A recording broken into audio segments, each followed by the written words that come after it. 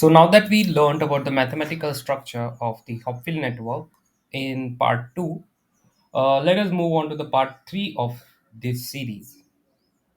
So in this particular series, first of all, we will try to give some general proofs regarding Hopfield networks, and then I will show a particular program which mimics the problem which we were trying to do as an example in the previous video, that is storing a particular pattern of only 4 pixels on a Hopfield network.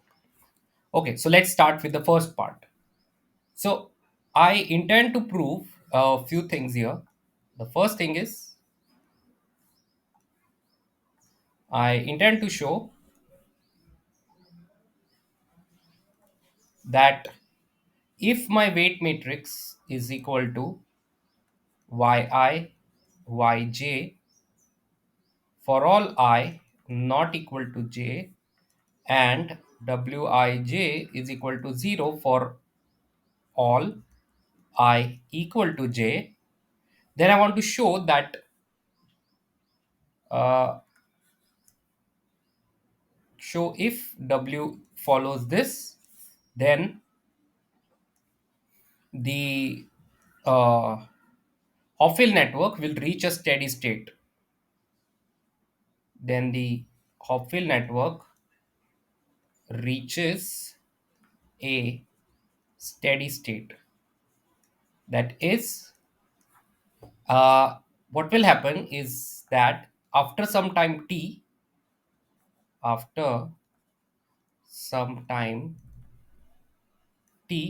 after some iterations t, we will get that yi t plus 1 is equal to yit. That is, this will remain in the steady state. So all the further time after t, it will just remain at that particular value. The values of the neurons will remain at that value for all the eyes, for all the neurons in the neural network. At time t plus 1 and at time t, they will be equal. So we can say that it reaches a steady state.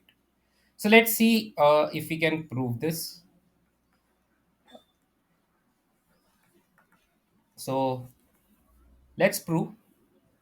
So we know that yi t plus 1 is equal to sine of summation I not equal to j wij yj at some time t. I ignore the bias function.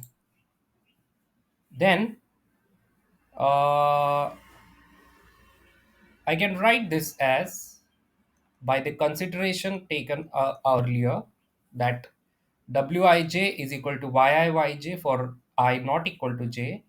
I can use it and substitute it here, and I will get it as sine of summation I not equal to j yi yj yj at some time t. So I can write this as equal to sine of this yi can be taken out because it is not getting summed up. I not equal to j yj yj. This is similar to having yj square, and yj square is always equal to 1. And as this is summation over all j except at j equal to I, so this sum is equal to n minus 1. So yi t plus 1 can be written as sine of n minus 1 into yi. Now n minus 1 is a constant, and as n is greater than or equal to 2, at least 2 neurons are needed in the Hopfield network, this value is always positive. N minus 1 is always greater than 0.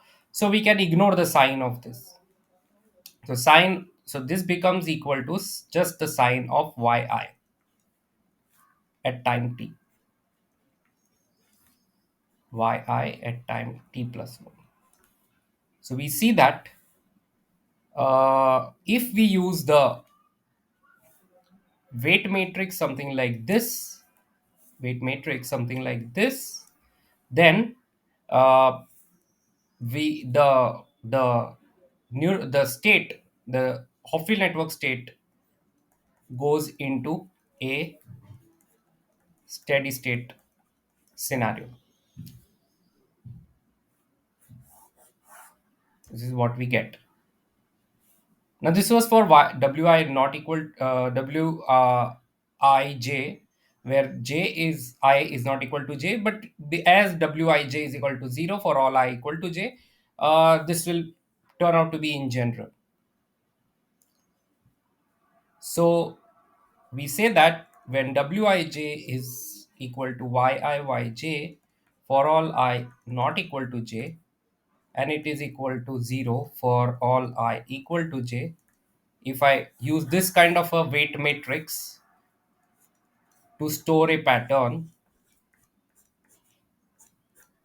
inside the Hopfield network. So these should be the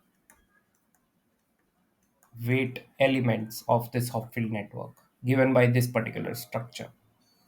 And if I have more patterns than one pattern, then I can write it as wij equal to 1 by capital P, where P is the number of patterns, K equal to 1 to capital P, y bar K, y bar K transpose. It's just that I've written this in a vector form, the yi's in a vector form.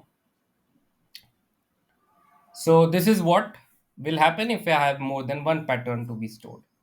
So I will need to use this particular formula. We had already seen this earlier.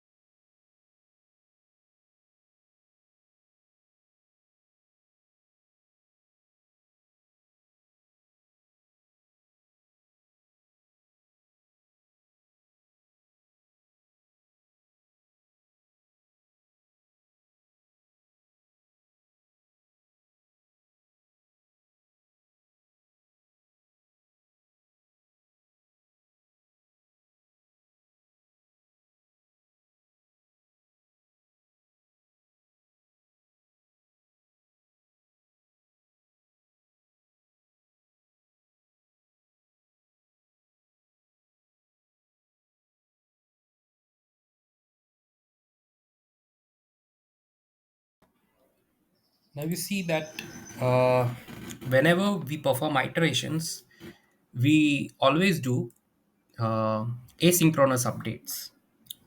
So what do I mean with it? Let's say that this is at time t plus 1. Uh, just a minute.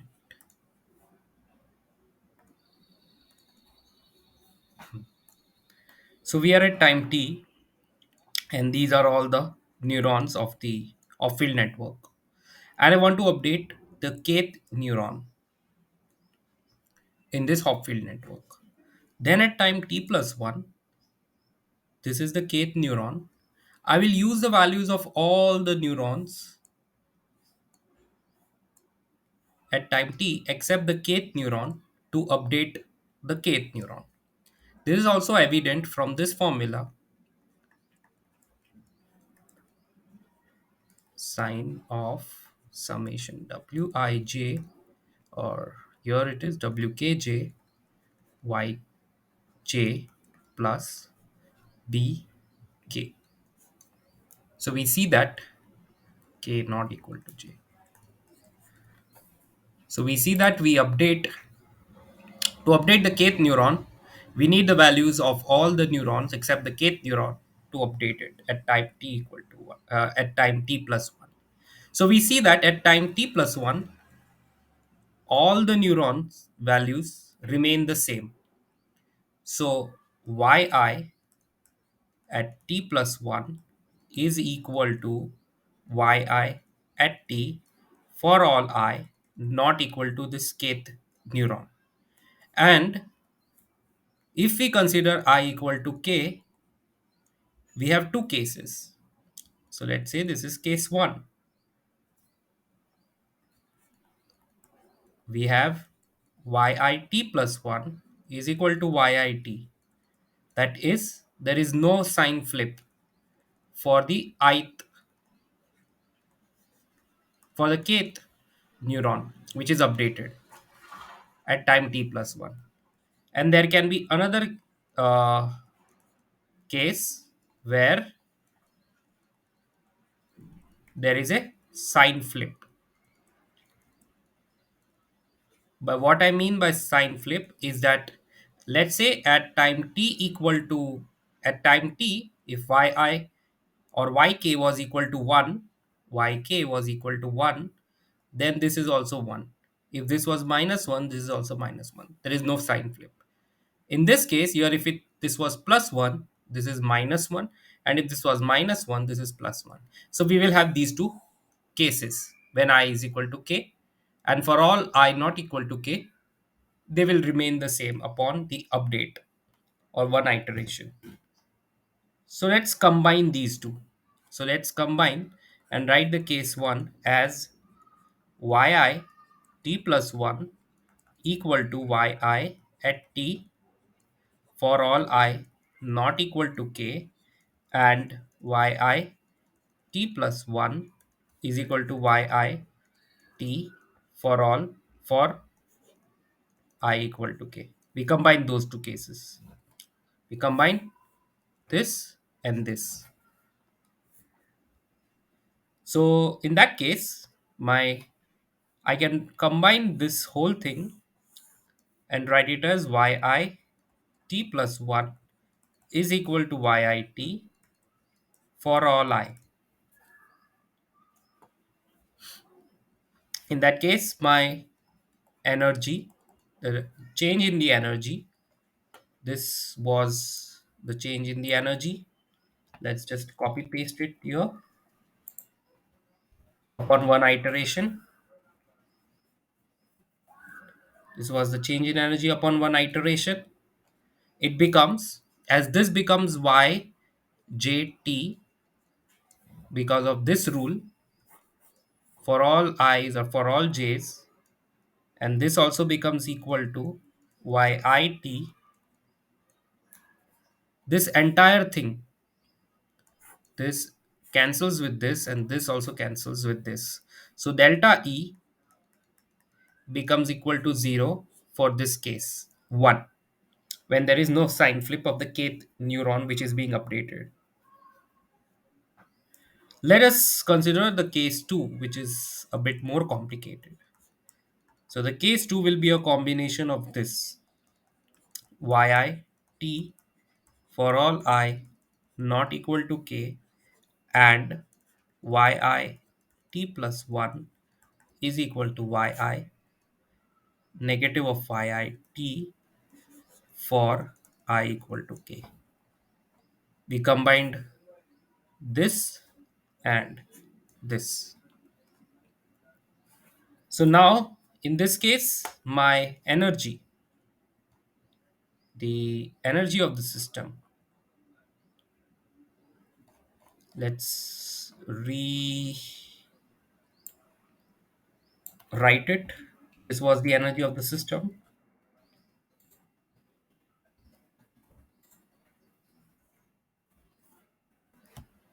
It will become, what we will do is we will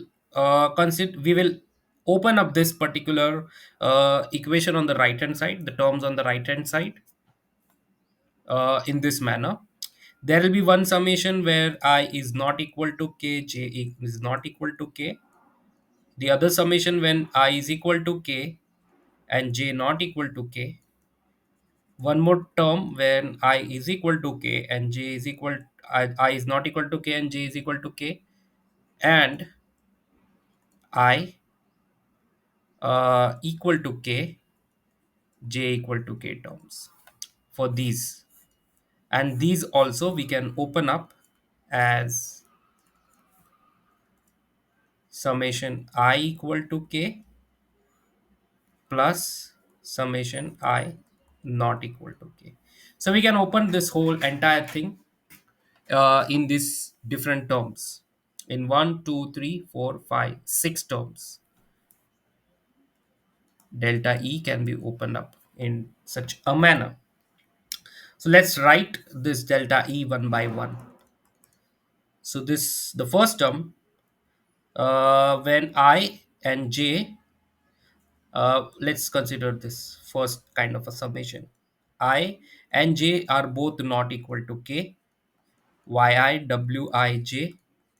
wij yj at time t plus 1 plus half summation I and j both not equal to k yi wij at time t plus the bias terms minus I not equal to k biyi at time t plus 1 plus summation I not equal to k bi yi at time t. Now this whole thing will be equal to 0 because yi t plus 1 is equal to yi at t for all I not equal to k, and yi and yjt plus 1 is equal to yjt for all j not equal to k. And we are summing over all these terms, right? So this yjt plus 1 will and yit plus 1 will become equal to yit, and this will also become equal to yjt. So this and this will get cancelled, and this term will get cancelled because this will also become this. So this entire thing will become equal to 0. But there were these other terms also involved, right? We just consider this part, these two. Let's consider the other 1, 2, 3, 4 terms. So uh, let us write this term I not equal to k as the second term. So this kind of summation will come and we will get I not equal to k, j equal to k, yi, wij at time t plus 1 plus half summation I not equal to k, j equal to k yi wij yj at time t. This will be the second term. uh, Let us have, oh sorry, let's this we can consider as the first term. This is anyway equal to 0, let's say that. And then this will be the second term. Oh wait a minute, just a minute.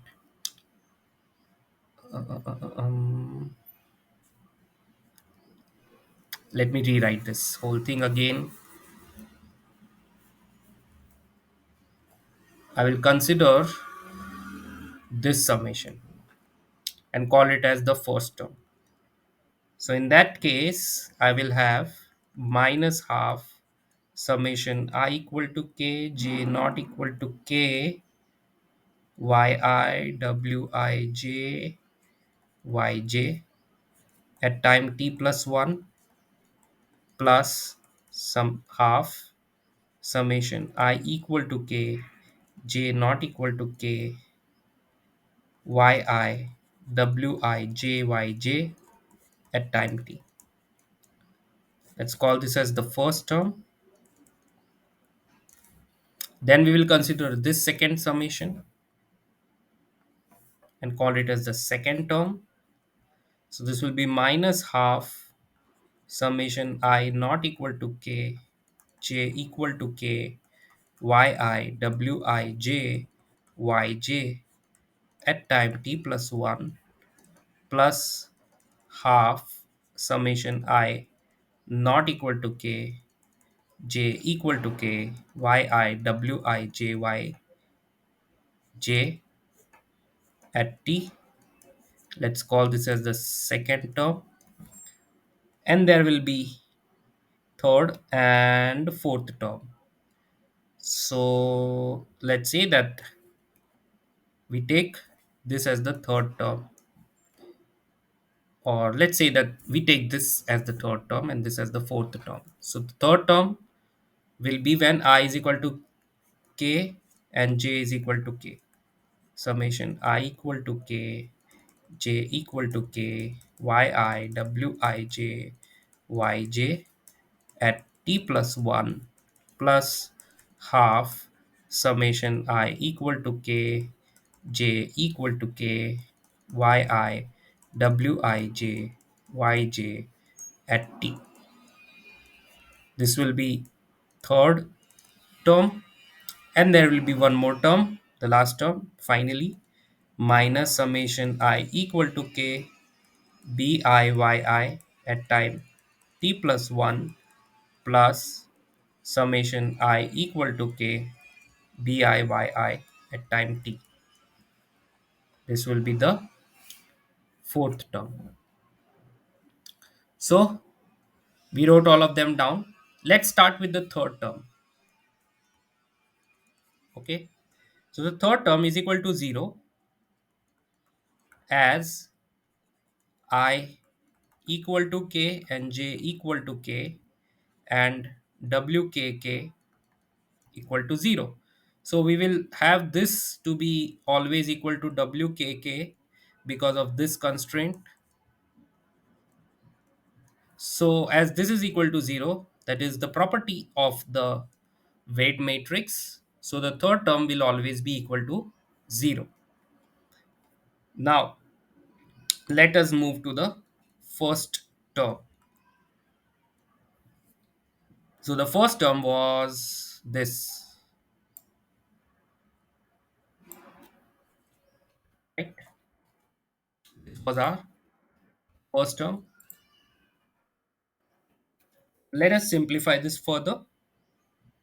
As our vk t plus 1 is equal to minus vk t, that is the sign flips, we are considering the second case, right? We are considering the second case as vkt plus 1 is minus vkt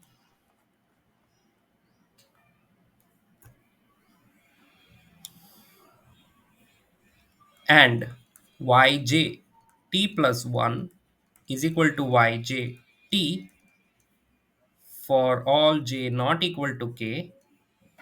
As we saw that in asynchronous update, if we are updating the kth neuron, all other neurons remain the same.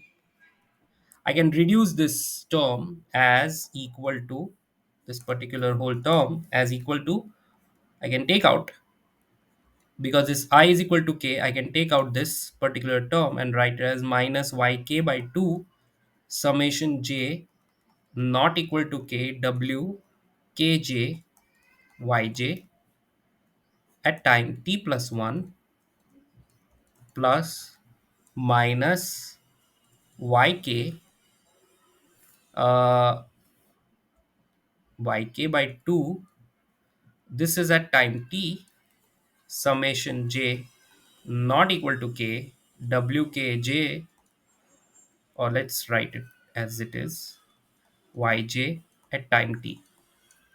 But we saw that um, mm, mm, mm, hmm, there is no minus sign here, sorry. So we just take I equal to k here because of this and remove it out. Now we saw that ykt is equal to minus ykt plus 1, right?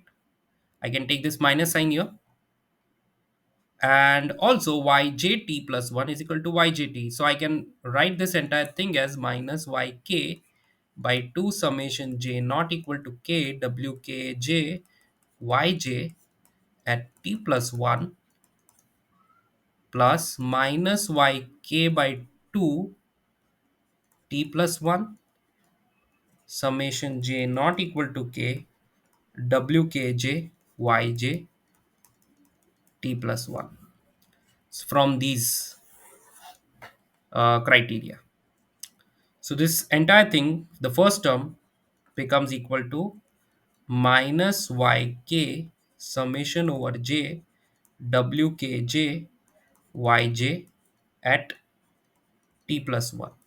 Because these two terms are same, we add them and then this 2 gets cancelled in the denominator. Now similarly, we can find the second term.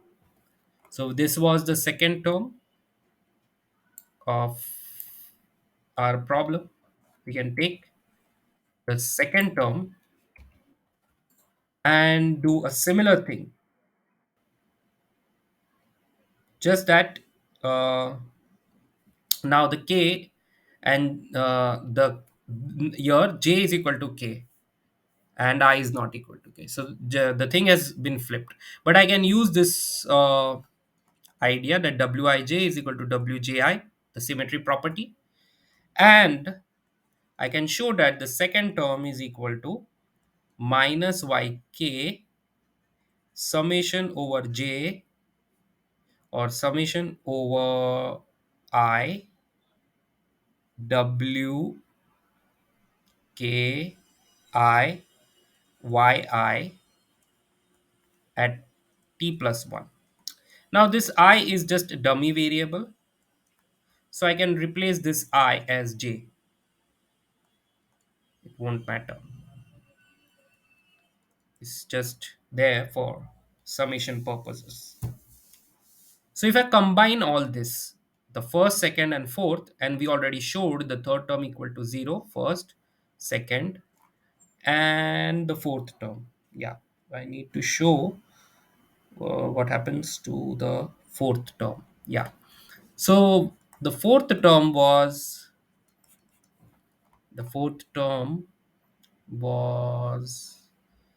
this.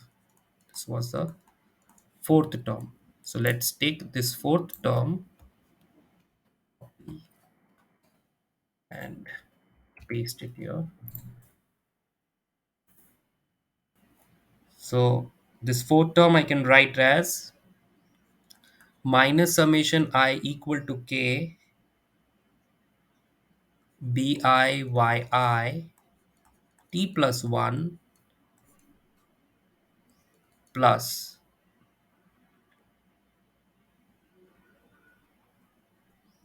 mhm, uh, minus summation I equal to k. Or actually, this I can just remove and write this as bk yk t plus 1, and this is minus bk yk t plus 1. How did we get this? Because yk t plus 1 is equal to minus yk at t. Because we are considering the case 2 where there is a sign flip of the kth neuron that we are updating, right? So this is minus 2 times bk yk t plus 1. This is our fourth term. So combining all the first, second, third, and fourth term, first, second, third, plus fourth term, we will get, uh, let's just copy paste it. This is the first, C, second,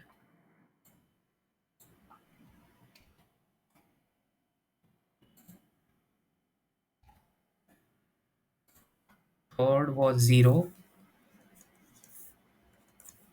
and this is the fourth term.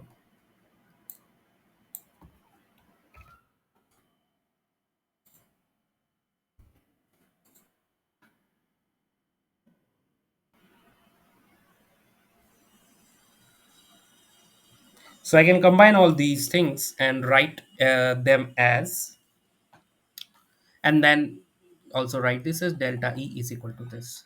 So delta E becomes equal to minus 2 yk summation j not equal to k wk j yj plus bk, mm, this whole thing at time t plus 1.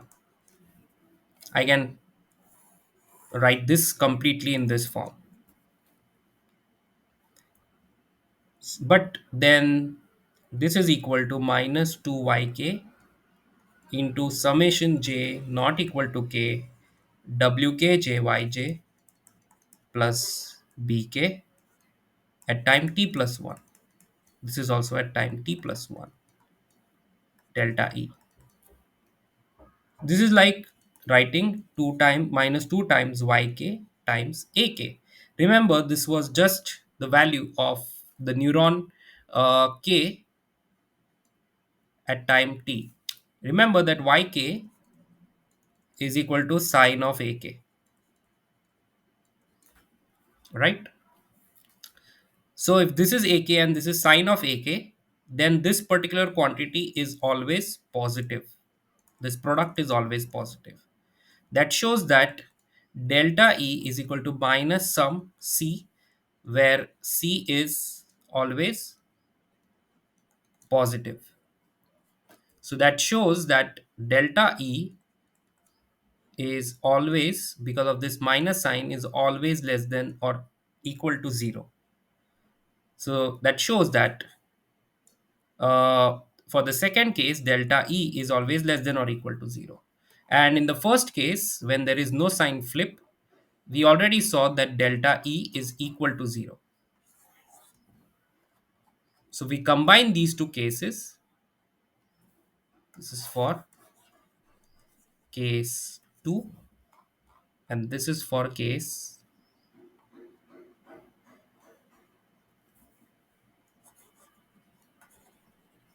1. So if we combine case 1 and case 2,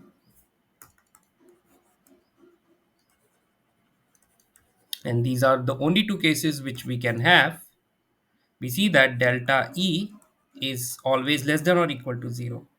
That is, E at time t plus 1 minus E at time t is less than or equal to 0, or E at time t plus 1 is always less than or equal to E at time t. So we see that the energy of the Hopfield network always reduces over time.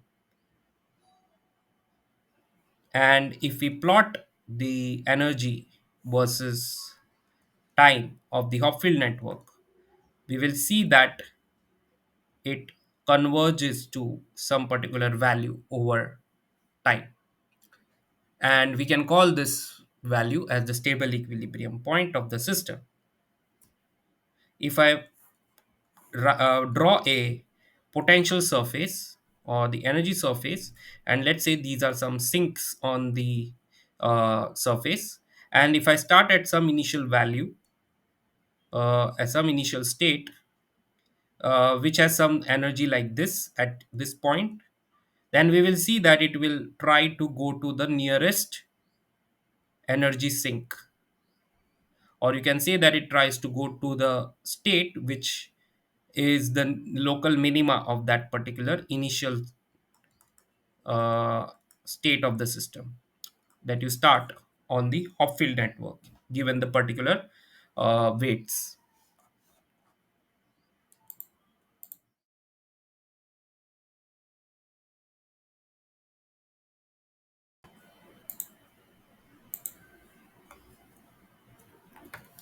Remember that in the part 2 we had we considered a example like this, that we have a 4 cell uh, pattern where two of the cells are darkened or colored like this and two are non-colored, and we wanted to store this pattern in the Hopfield network. So we considered a 4 neuron Hopfield network and we tried to store it by appropriate weight matrices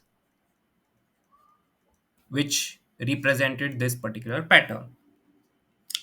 Now, if we give some cue to this pattern, this particular Hopfield network of 4 neurons, it looks something like this. Let's say this is the cue. Then, after some time, after several iterations, this pattern will fall back to what was stored in the Hopfield network, in the memory of the Hopfield network after time t. Uh, so this particular code tries to mimic the same thing. So if I write this Q in the matrix form, it will look something like uh, something like this. This. So I write it in the vector form, the pattern in the vector form, considering these colored boxes are plus ones and the uncolored boxes are minus one. So after time t, this will turn into a column vector, something like this. So this was the input pattern, and this will be the predicted or the output pattern, and this predicted will be equal to the same as the memorized pattern is if everything works perfectly given the correct weights. So we see that in this code, it takes 2 iterations to reach the predicted pattern, which is equal to the memorized pattern.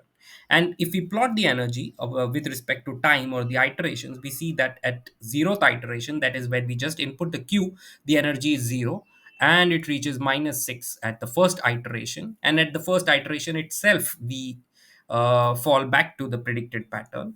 And we see that it remains in the same energy value for all later iterations and time.